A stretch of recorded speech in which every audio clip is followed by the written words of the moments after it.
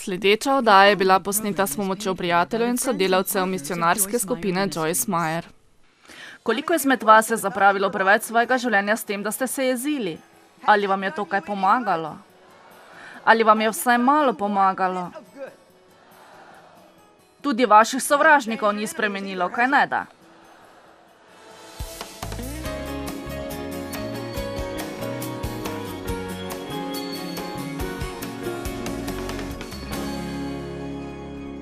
Vi lahko sedite doma, negujete svoje rane, se smilite sebi, ste zagrenjeni, užaljeni ter vsakemu poveste, kaj so vam ljudje storili.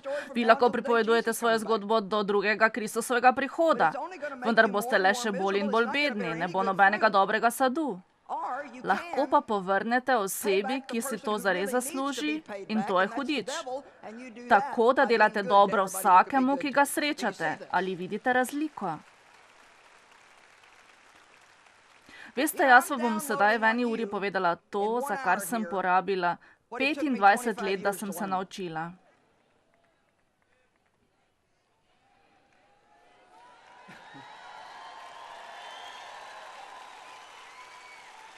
Samo upam lahko, da boste razumeli moč tega, kar vam pravim. V apostolskih delih 10:38 beremo: Veste o Jezusu iz Nazareta, ki ga je Bog mazilil s Svetim duhom in z močjo, hodil je iz kraja v kraj ter delal dobra dela. Rada imam to. To je preprostost krščanskega življenja. Ne dopustite, da hudič postane kamen spotike, da se jezite na delu, da ste užaljeni v cerkvi in doma, da se jezite na otroke ali svojega moža oziroma ženo, da ste vedno jezni in užaljeni. Postavite svoj tako, da si boste prizadevali za minljivost jeza in neodpuščanja ter boste blagoslov, kamorkoli greste.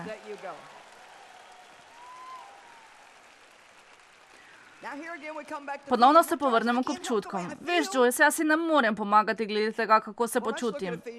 Dobro, vendar poglejmo v pismo Efežanom 4:26. Povedala vam bom tudi en primer. Jezite se, vendar nikar ne grešite. Ali vam ni to všeč? Ko se jezite, nikar ne grešite. Jeza sama ni greh. Ampak ko skupaj z jezo napačno ravnamo. Mislim, da nekaj jeza je lahko tudi greh. Če ste jezljiva osebnost in se vedno jezite zaradi česarkoli. Vendar če vas nekdo zares rani in z vami ne ravna prav, boste zagotovo jezni. Ko se jezite, ne grešite. Ne dopustite, da vaša jeza, ogorčenje, razjarjenost in razkačenost trajajo dlje od sončnega zahoda.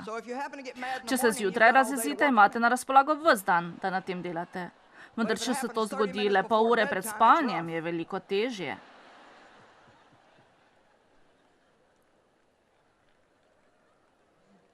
Veste, ko Bog izjavi takšne stvari, jih ne reče le za šalo. Ne pojdite v posteljo, če ste jezni. Ne pojdite v posteljo jezni. Nihče nam ne more povedati, kakšna vrata pustimo odprta za sovražnika. Vendar jaz si ne morem pomagati, tako se počutim. Veste kaj? Morda si ne morete pomagati, kako se počutite, vendar pa lahko kontrolirate, kaj delate in kaj izrečete. Spominjam se, da sva se pred leti z Davidom prepirala o tistem, kdo ima prav. Vedno je priložnost, da se o čem jezite. Sedaj se niti ne morem spomniti zadnjikrat, ko sem se jezila na Davida. Sploh nimam časa, da bi se še s tem ukvarjala. In če hočete vedeti resnico, tudi vi nimate tega časa. Vi nimate več časa, da bi še naprej zapravljali življenje tako, da bi bili jezni. Ali vam je to prineslo kaj dobrega? Vam je to zares prineslo kaj dobrega? Ali vam je vsaj malo koristilo? Niti ni spremenilo vaših sovražnikov, kaj ne da? No, spominjam se, da sem ležala v postelji z Davidom in sem se tako zelo jezila nanj. On je že zaspal s trdnim spancem, no, vsaj veste, David. To me je še bolj razjezilo. Jaz pa sem ležala na robu vzmetnice, ker se ga nisem hotela dotakniti. Ne dotikaj se me.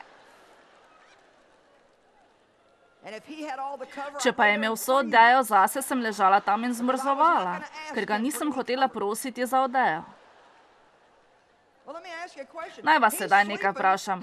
On je spal, imel sladke sanje, jaz pa sem se počutila bedno in me je zeblo. Kdo mislite, da je bil modrejši?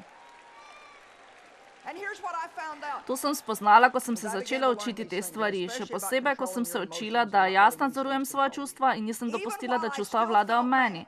Če tudi sem čutila jezo, sem še vedno lahko izbirala. Vsakdo naj reče, lahko izbiram.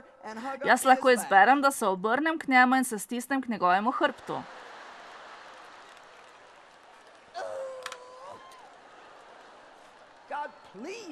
O, Bog, prosim te, da mi tega ne bi bilo treba storiti. Prosim.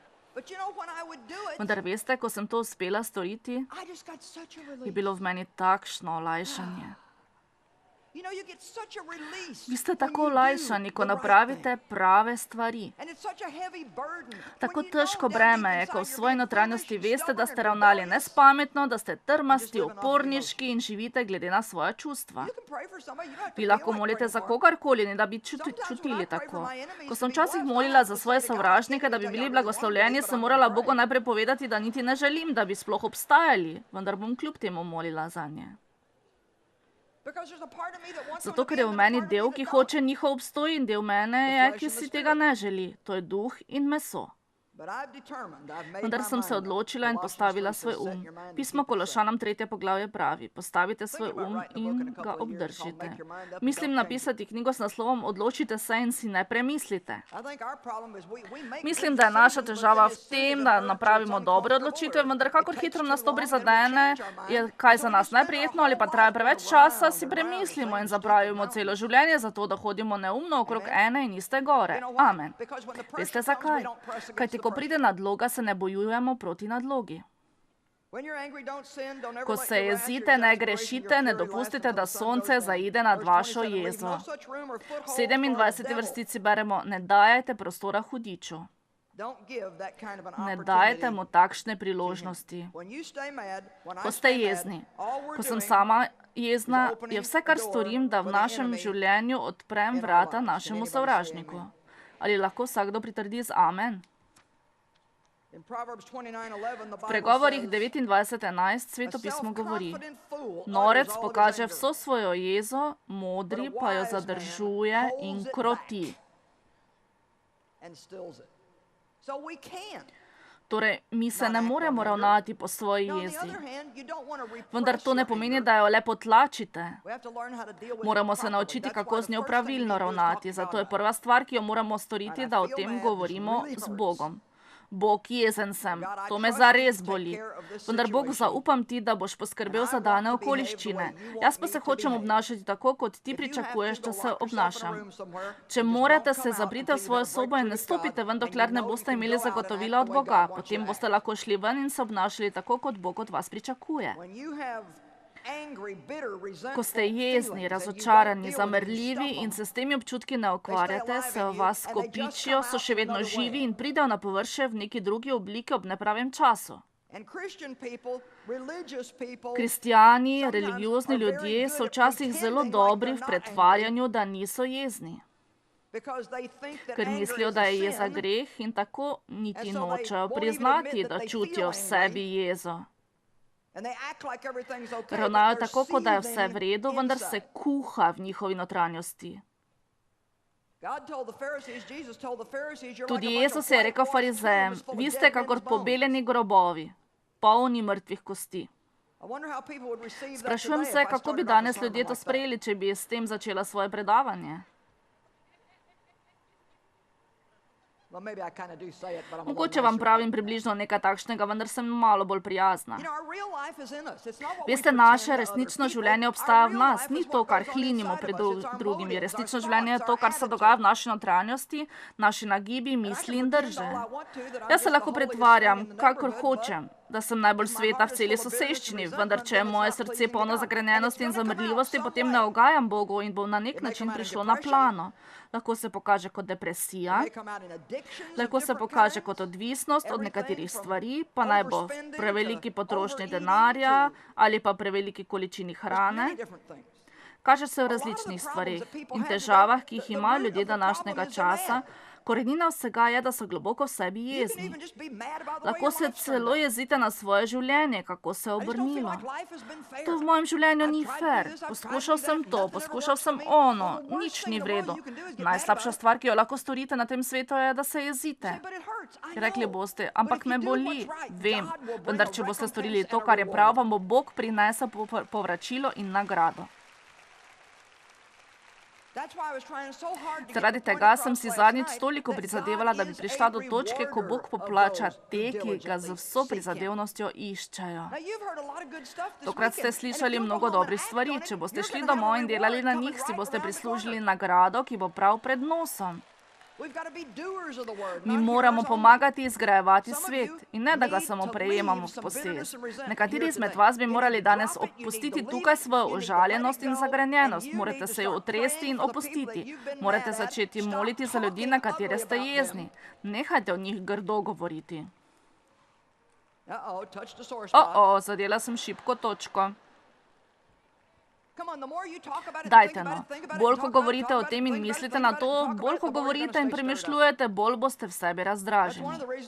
To je eden izmed vzrokov, zakaj ljudje ne morejo prestopiti čez svoje bolečine in rane, ker nikoli ne nehajo govoriti o tem.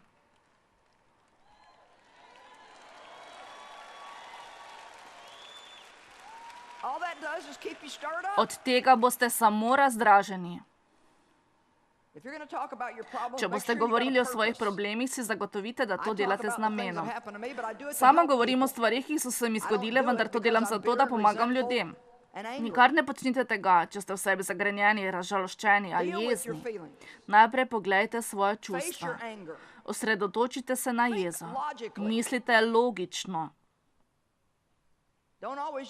Ne razmišljate vedno samo o tem, kaj vam je kdo storil. Razmislite o tem, kaj morda oni sedaj preživljajo, da se tako obnašajo in zakaj so tako ravnali. Vaša zmožnost je, da izberete to, kar vas naredi enakega z vsakim drugim na tem planetu.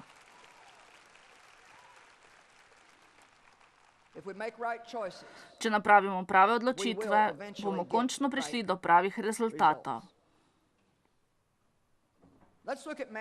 Poglejmo v 5. poglavje Matejevega evangelija, začetkom v 10. vrstici.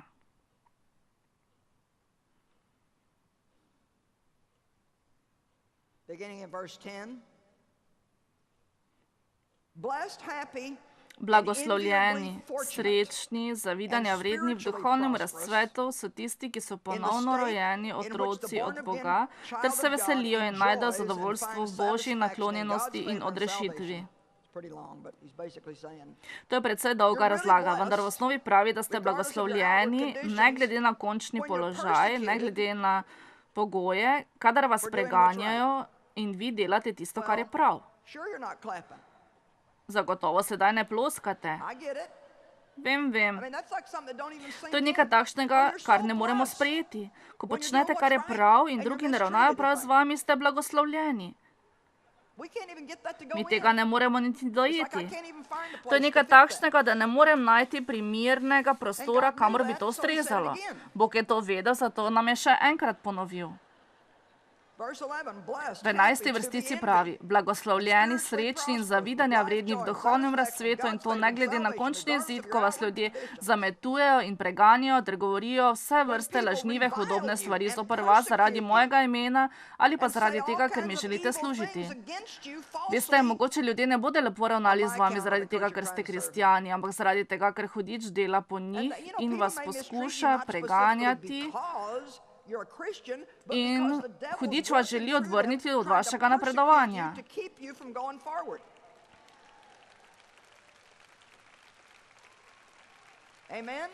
Amen. Veselite se. Radujte se. Ne, da ste malo veseli, ampak popolnoma veseli. Veselite in radujte se, kajti vaše plačilo v nebesih je veliko. Tako so namreč preganjali že preroke, ki so bili pred vami. Iste stvari so naredili Jezusu. Če se napotite, da boste prebrali zgodbo nekaj dni pred križanjem ali samo križanje, mislim, iz Jezusa so norčevali, psovali so ga, preganjali, o njem vse grdo lažnivo govorili in on je še vedno govoril: Oče, odpusti jim, kajti ne vedo, kaj delajo. Nato pa Matej evangelij nadaljuje v 13. vrstici. Vi ste sol zemlje, vendar če se sol pokvari, če izgubi svojo kvaliteto, s čim naj se osoli? Ni za drugo, kakor da se vrže proč in jo ljudje pohodijo. Če bi uspela narediti to tako jasno, kakor je zapisano, če bi, na primer, jaz sestavljala svetopisemski komentar na to temo, potem bi rekla: Poglejte, ko vas preganjajo in z vami grdo ravnajo, vas psujejo in o vas govorijo vse vrste lažnive stvari, in če se vi pri tem jezite, potem izgubite tisto posebnost biti kristjan. Vi niste za nič boljšega, kakor da hodite v cerkev in nazaj, v cerkev in nazaj, v cerkev in nazaj. Ampak vi ste luč sveta, mesto na gori se ne more skriti, svetilke tudi ne prižigajo, ne postavljajo pod mirnik, temveč na podstavek, da sveti vsem, ki so v hiši. Tako naj vaša luč sveti pred ljudmi, da bodo videli vaša dobra dela. Moralna neoporečnost in hvale vrednost ter izbrana dobra dela se bodo tako prepoznali in slavili vašega Očeta, ki je v nebesih. Če hočemo biti njegove priče, moramo tako ravnati. Ali ljudje grdo ravnajo z vami? Ne mislite le nase, ampak mislite na to, kar delajo oni sami sebi. Molite zanje. Prosite Boga, da ne zapadejo pod njegovo obsodbo, ampak da jim pokaže resnico, da jim odpre oči in tako reši njihove izgubljene duše. Drugim ljudem ne govorite nespoštljivo o njih, ampak molite zanje. Ko vam Bog da priložnost, boste za njih blagoslov, saj jih boste popolnoma onemogočili. Oni ne bodo vedeli, kaj storiti z vami, in je prav to lahko vzrok, da bodo na koncu prejeli Kristusa za svojega odrešenika.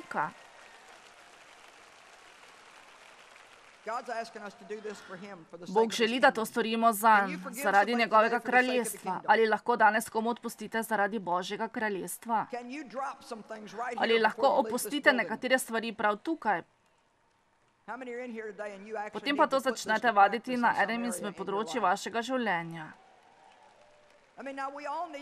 Mi vsi bomo to storili na splošno, vendar če ste pošteni do sebe, boste iskreno rekli: nekdo je v mojem življenju, na katerega sem jezen, v mojem srcu so te stvari in je čas, da se jih znebim. Poglejte, vi ne bi gledali naokrog, čeprav vas je bilo 80%. Nobenega nočem spraviti v zadrego, vendar te stvari niso tako redke. Lahko grem pridigat to sporočilo kamorkoli in bom imela povsem isti izid. To je namreč narobe, zaradi tega nimamo nobene moči, zaradi tega kristjani ne napravijo nobenega vtisa na svetu. Veliko več je potrebno, kot da imate nalepko na avto ali da nosite križ okrog vratu. Moramo prinašati sadove, dopustiti moramo, da naša luč sveti. Najprej moramo izreči največje stvari v ljubezni in vi ne ljubite. Ljubezen je največja. Vi ne ljubite, če ste zagrenjeni, zamrljivi in ne odpuščate. Vi lahko imate 50 priložnosti vsak teden, da se čutite užaljene in vsakeč, ko pride do tega, pojdite nekam in na glas recite: ne bom se jezil. Hudiču lahko govorite nazaj in si zapišite nekatere smernice. Ni važno, kaj se mi zgodi, ne bom se jezil. Pred kratkim sem o tem brala in potem sem to vadila. Je zelo dobro. Vsakeč, ko začnete moliti, začnite takole: Oče, na nikogar se ne jezim in v mojem srcu ni neodpuščanja. In če tega ne morete storiti, potem se morate tukaj zaustaviti. Kajti svetopismo pravi, ko molite in če imate karkoli zoper kogarkoli, pojdite in se najprej z njim spravite, kajti drugače ne bodo slišane vaše molitve. Jezen kristjan izgublja čas, če moli in se jezi.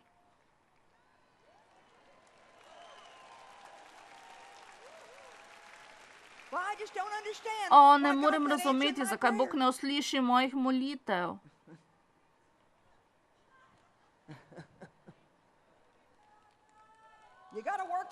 S temi stvarmi se morate ukvarjati, prositi in še enkrat prositi, da se prebijete skozi.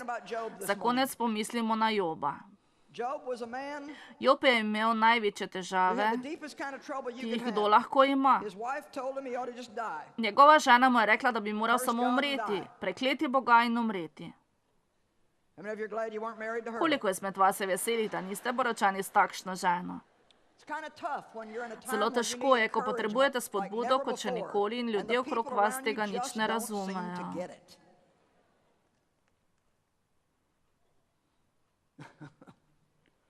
Ali ne veš, kako se jaz počutim? Ne, oni tega ne vedo. Oni so s svojimi stvarmi in svojimi problemi in se želijo, da bi kdo vedel za njihovo počutje. Ali ne veste, kako se jaz počutim? Prav, če ljudje ne vedo, ampak je ena oseba, ki vedno ve, in to je Bog. On vse razume, on vse vidi, on vse ve. Ve za vsako vašo solzo. Bog ve, vidi in skrbi za vas. Amen. Jobovi prijatelji niso iskali drugega kot le njegove napake. V nadaljevanju vsega tega nam Jobova knjiga jasno pove, da pred časom, se pravi pred velikimi preizkušnjami, skozi katere je šel, je slišal o Bogu, vendar je rekel sedaj na koncu, sedaj te vidim z lastnimi očmi. Veste, kdaj boste spoznali Boga? V težkih časih. Ne v dobrih časih, ampak v težkih časih. Ko ne boste imeli nobenega drugega razen Boga, ko vam bo samo Bog lahko pomagal. Ne zametujte teh dni. Za vas so tako dragoceni. Vem, da Bog lahko spremeni življenje. Vem, da lahko vzame tragedijo in jo spremeni v zmagoslavje. Vem, da nam ni potrebno zavedno biti žrtve. Vem, ker sem to izkusila. Vendar pa ne bi imela takšnih izkušenj, če ne bi prosila in še enkrat prosila. Verjamem, da ob predavanju nastopi milost v življenje poslušalcev. Prav tako verjamem, da sedaj posvečenje prihaja na vas v dvorani in na gledalce preko televizije, da se to zgodi v vašem življenju. Zares verjamem, da so besede posvečene. Vi niste prišli sem samo zato, ker ste hoteli videti neko damo iz televizije. Bog ima za vas besedo, da je čas, da se odrečete jezi in besnosti.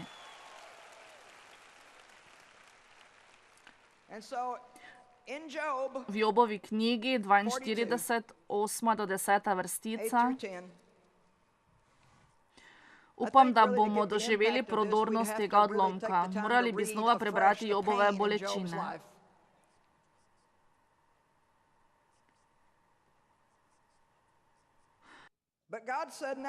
Vendar Bog je rekel in sedaj govori tako imenovanim Jobovim prijateljem, ki so ga le obtoževali. Rekel je, zdaj si torej vzemite 7 juncev in 7 ovnov, pojdite k mojemu služabniku Jobu in jih darujte v žgalno daritev zase, moj služabnik Job pa naj moli za vas.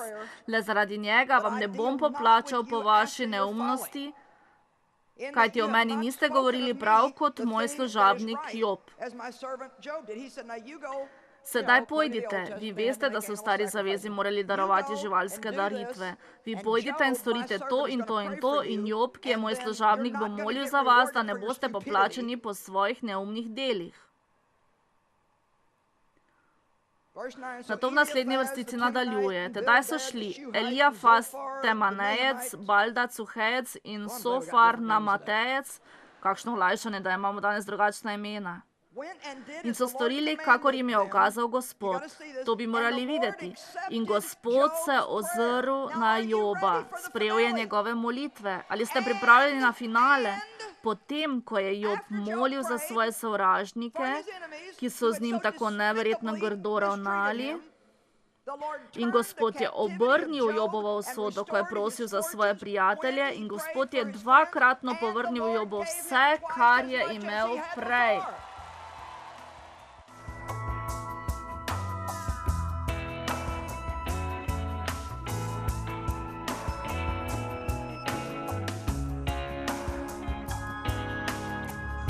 Predvajana oddaja je bila plačana s strani prijateljev in sodelavcev misionarske skupine Joyce Meyer.